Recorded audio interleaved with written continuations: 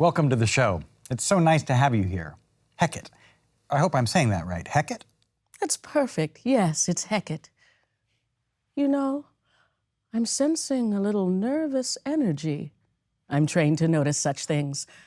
You're not nervous, are you? No, not at all.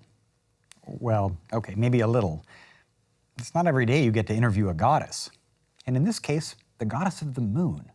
And also of witches. Yes, that's correct. But don't let that little detail make you nervous either. You mean the part about the witches? Yes, we're very misunderstood.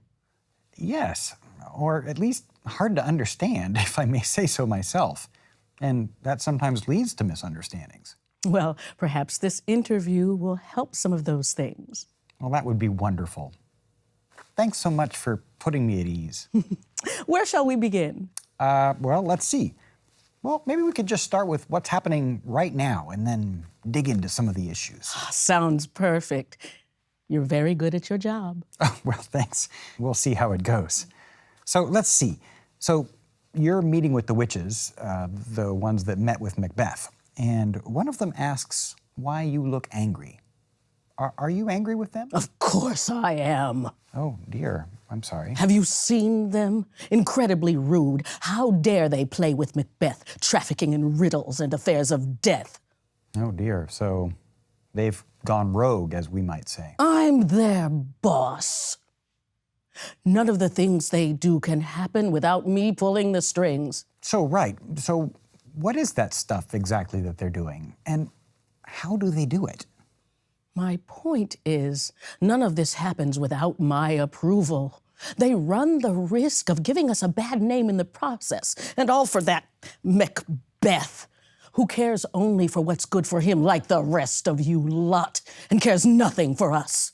So you mean your powers should be reserved for those who would honor you, like the goddess that you are? I need to put those three in their place. Tell them to get going. We'll meet later in the pit of Acheron. Acheron? You mean the river in hell? You're going to meet them in hell? Macbeth is on his way. He wants to know his destiny. Everybody wants to know their destiny. Lucky for us. The weird sisters will have to bring their entire bag of tricks. I'm headed back to the moon now.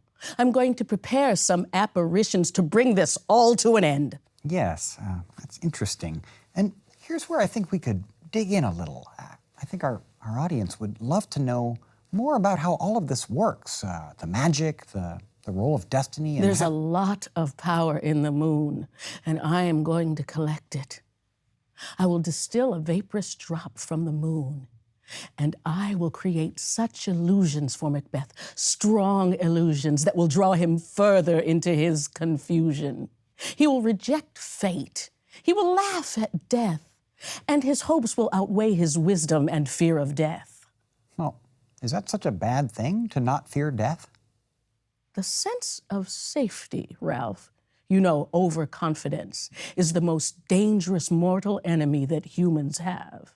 Our greatest enemy, the sense of safety. I guess you're right that it's good to be always a little bit worried about the future. But if we could get back to how all of this really works. Did you hear that? I'm called. No, I didn't hear anything. My little spirit, see? Sits in a foggy cloud and stays for me. A foggy cloud here in the studio? I don't see anything.